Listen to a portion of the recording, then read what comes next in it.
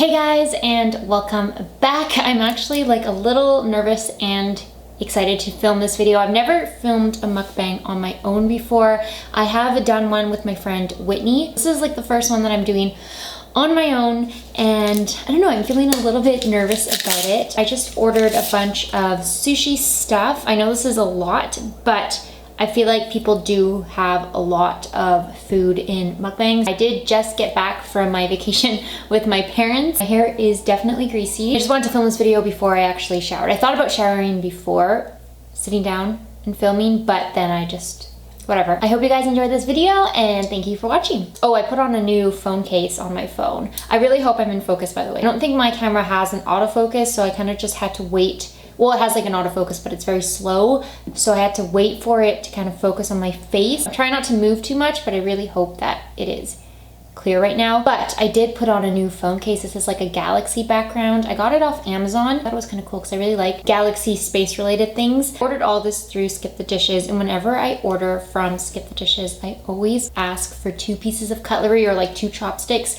because I don't want them thinking that I'm eating all of this food on my own. And sometimes I do order a lot because I'm trying to make the free delivery threshold. So I always order 2 sets of cutlery so that courier or whoever's putting together the food doesn't think it's just me eating. I've actually never ordered the seaweed salad before, so let's see. Also, I'm not that great. I'm actually not too bad at using chopsticks, but I'm really not that great. So if it looks weird, that's why. Hopefully I'm not like doing that bad on camera. This is really good. Like I mentioned in the intro, I did just come back from my vacation with my family. Well, my parents. I took off the entire week. It was a pretty good holiday. Went to my parents' house, we went blueberry picking, went to our family cottage for a bit, and then we ended up going to Calgary. We drove up to Calgary. Where I live, it's about 8 hours, like an 8-hour drive. And weirdly enough, Calgary, I've never really liked Calgary. Like I've only been a couple times, but it's never been one of my favorite places, but it was actually really pretty. The whole drive is amazing, like driving through the Rockies and everything. Actually being in the city, like downtown Calgary, it wasn't that bad. Like I felt like it looked like Vancouver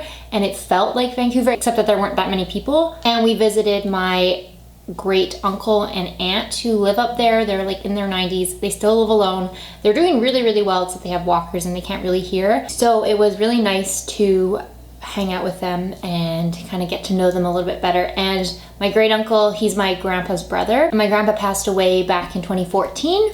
And it's so weird because he has the exact same mannerisms as my grandpa did. Like everything, like his voice sounds the same, his facial expressions, everything is exactly like my grandpa. So it was kind of sad but nice to see. Really glad we got to like spend time with my relatives up there. By the way, these are pork gyozas. I always order pork gyozas because I love them. I also ordered chicken karaage. I should have ordered like dipping sauce for it, but oh well. I'm actually trying not to order from Skip the Dishes anymore. Like I felt like for a while, especially when I just had no time when I got home from work, when I was studying and stuff, I just ordered too much from Skip the Dishes and I was spending so much money. So I'm trying to cut this down. This is the last Skip the Dishes order that I'm gonna do for a while. But I also had no groceries in my house because I cleared my fridge before I went to my parents' house on the 2nd, so I really had nothing to cook with anyway.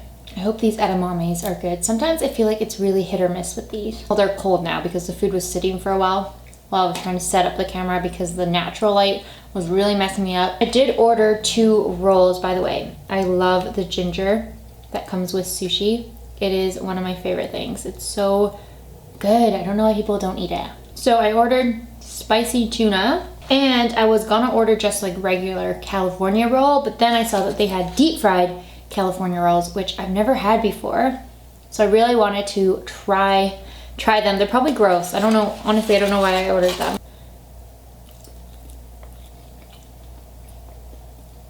Just taste like California rolls, except they're crispy. One of my favorite rolls are spicy tuna rolls. I think that might be. I used to like the dynamite rolls the most, but now I think spicy tuna is my favorite. So I talked about it in my favorites video that I am going to Ireland at the end of August. Well, actually no, I'm going to Ireland next week, next Thursday, which is coming up so fast. I don't feel like I'm ready at all. My sister said she would help me this weekend kind of like organize some things, but I really don't feel like I'm ready. I did get euros and I did get an adapter. I did get a debit card because I actually never owned a debit card before. But I just feel like I'm not ready yet for the trip. And I don't know if it's just because I've never traveled alone before, like fully alone without friends or anything. So I feel like I'm just nervous and I don't know what to expect. I think the part that I'm most scared about is the airport.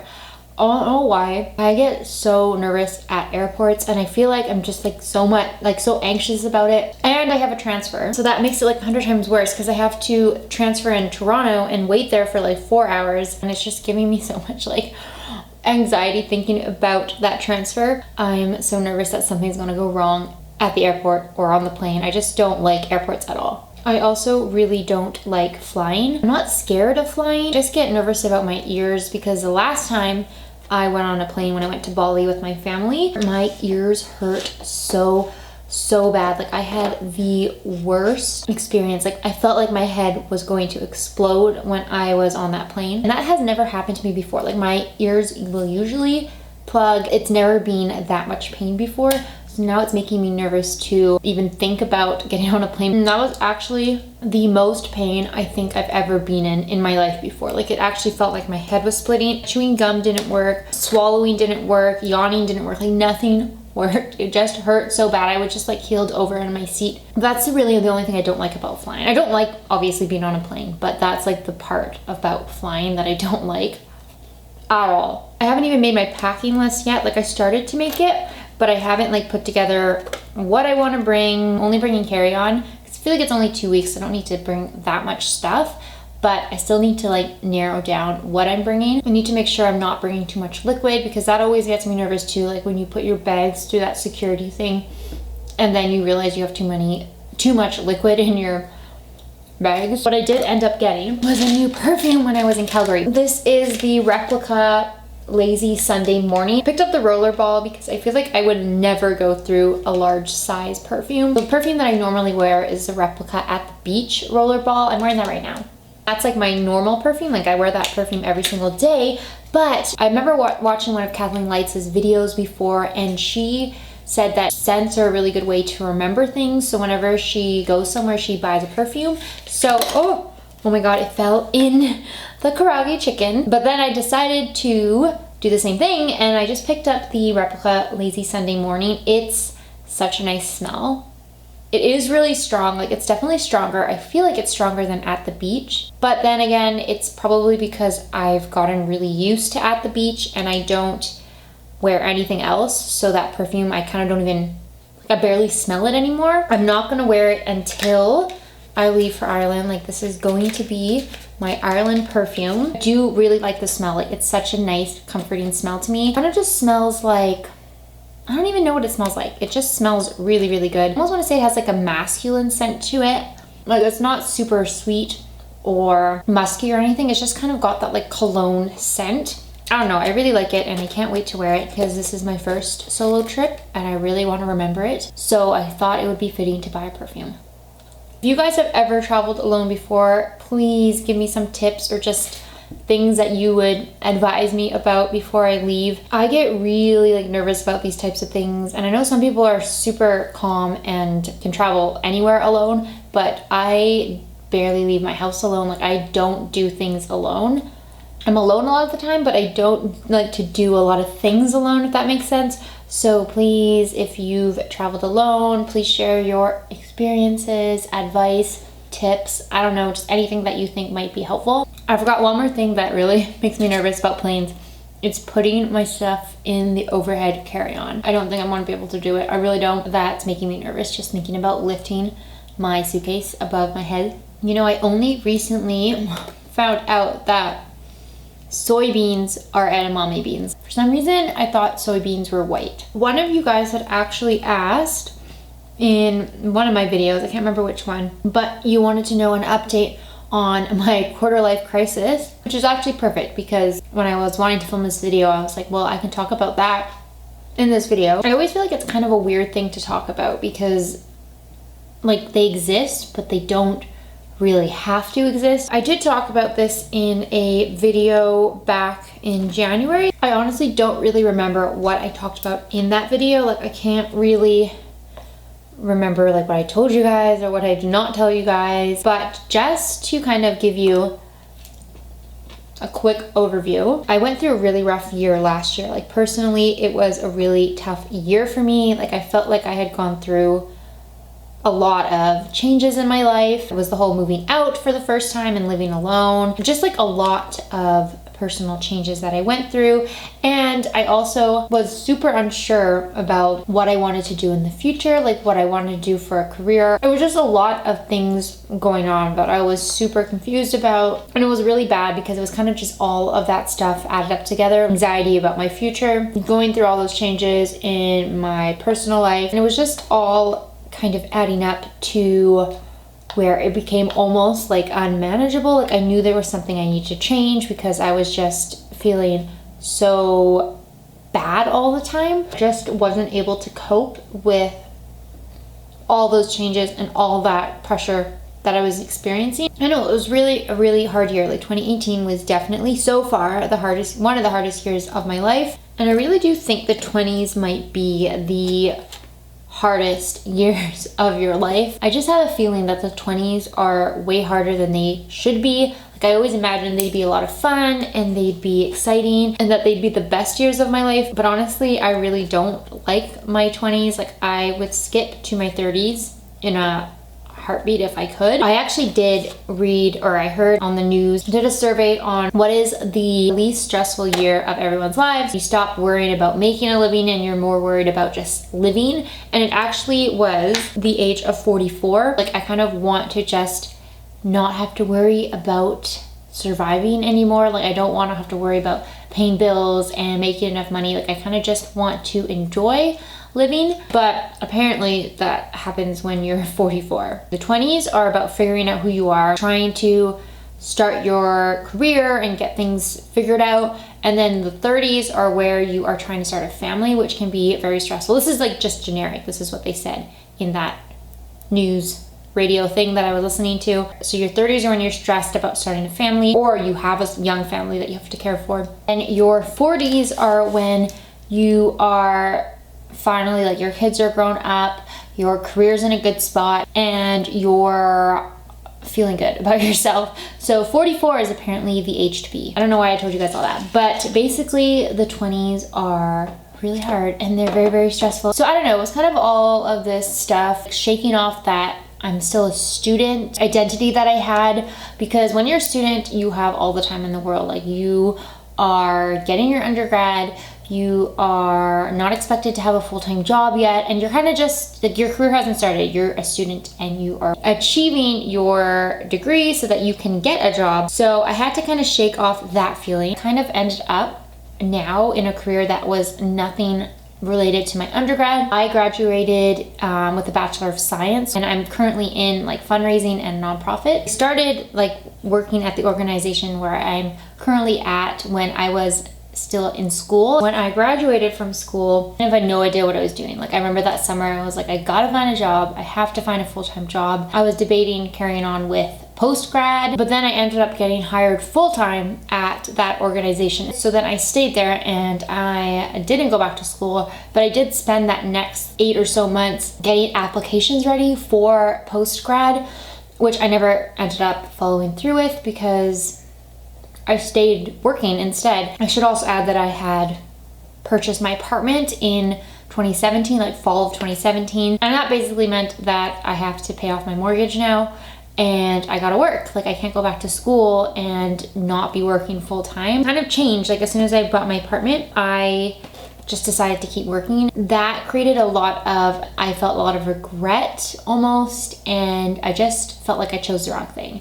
And that always happens to me. Like I feel like I always experience that feeling where wonder what would have happened if I chose a different path, or if I made a different decision, or if I grew up in a different city, for example, or if I grew up in a different country. I always imagine what my life would have been like if I had taken a different turn somewhere. And I feel like that's a very dangerous thing to do, and a lot of that thinking was what got me into that really bad state in 2018. Like when you start thinking, well, what if I had gone on to do my occupational therapy? What if I had gone on to dental school? Like what if I had done a bunch of these things? What if I never bought my apartment?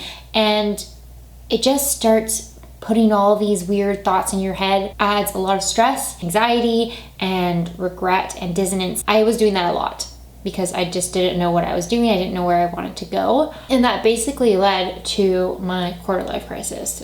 All of that, what I was just talking about, was basically trying to tell you how I ended up in my quarter life crisis. So I ended up actually going to a therapist a couple times in 2018. I did end up going to 3 sessions, and they were honestly very, very helpful. I actually feel like that's when things started to change. I remember too, on my first session, like I just sat there and I had no idea what to expect. Like I felt weird going to it, but I remember going there and I remember sitting in at like the table. He just asked me, like the therapist guy, he just asked me, "So Christina, why are you here?" And then I just remember, it's kind of like weird to talk about, but I just remember crying. Like I just bursted into tears, like right there on the spot. But that helped a lot, like having that first initial session where you can just kind of let everything out that has been like building up inside in a comfortable and secure environment. So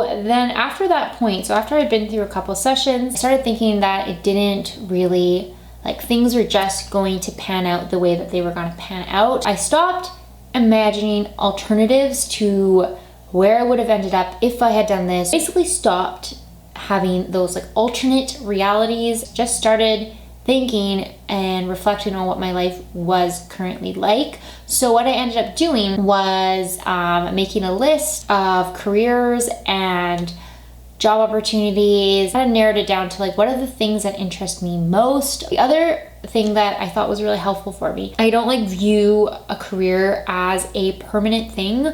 I feel like you can change careers multiple times in your life, and whatever you're doing in your 20s, 30s doesn't have to be what you're still doing in your 40s, 50s. Just because I was doing something right now didn't mean that I had to be doing that forever. I also took the Myers-Briggs personality test, which I highly recommend. It was very insightful, and I also felt like it was really representative of individuals' personalities. Like me and my coworkers took it, my family took it as well. The cool thing about the Myers-Briggs personality test is that it narrows down what careers would be best suited for your personality. So my personality type was mediator. I really studied the whole description of mediator, what characteristics and what personality traits. The best thing that I got out of that was definitely the career choices. And what was really cool, and this was probably the best part for me, was that the career that I was in was on the list of good careers for a mediator personality type. That was like the turning point for me. I realized I was already in a job that worked for me, that I actually liked to do and suited my personality. The whole stress of a career just kind of lifted off of my shoulders. It was so weird, like a gradual change, but I just suddenly realized that I did not feel stressed about my career anymore. I just felt like I was where I needed to be at the moment. If you are currently going through something like that, I think it's important to narrow down what you like doing, kind of figure out what works for you, like what works for your lifestyle. And I think you should also keep in mind that it's not a permanent, like it doesn't have to be a permanent career choice. These deep fried California rolls are kind of gross. I wish I had just ordered regular. Something else that I thought was helpful for just like my personal life and my everyday life, and it was actually something that the therapist that I had seen for like 3 times told me that really stuck with me, and it was to have no expectations of anything. When I started having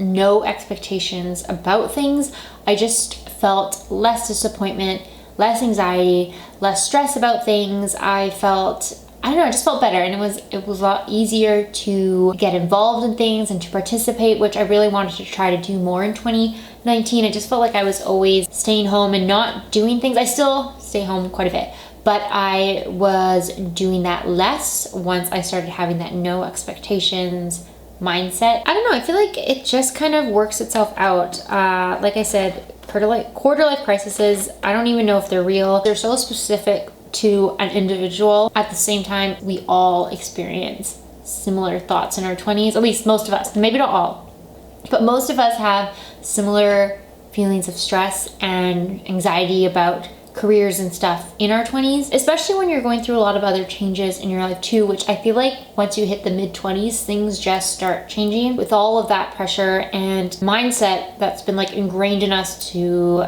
always achieve something or make a name for ourselves, or I don't know, it's just that kind of pressure and the expectations that people have of us that we have of ourselves that lead to a quarter life crisis. If you're in North America, at least, I don't know what it's like in other countries, but in North America, I think it's normal to feel this way about yourself in your 20s. I've been trying to stay very unstressed about it, and things have kind of just improved.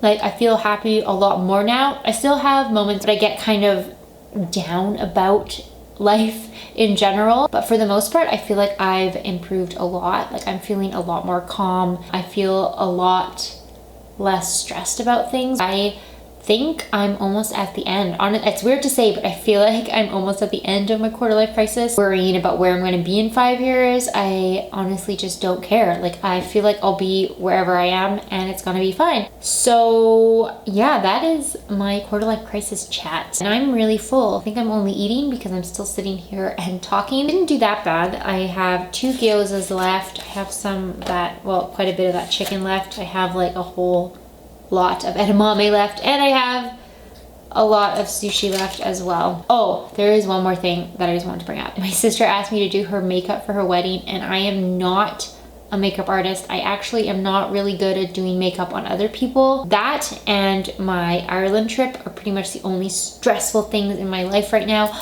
Other than that, I'm feeling really good. I hope you guys enjoyed this video. Sorry if it was a bit weird and awkward. Thank you guys for watching. Please subscribe if you would like to see more, and I will see you in my next one. Bye!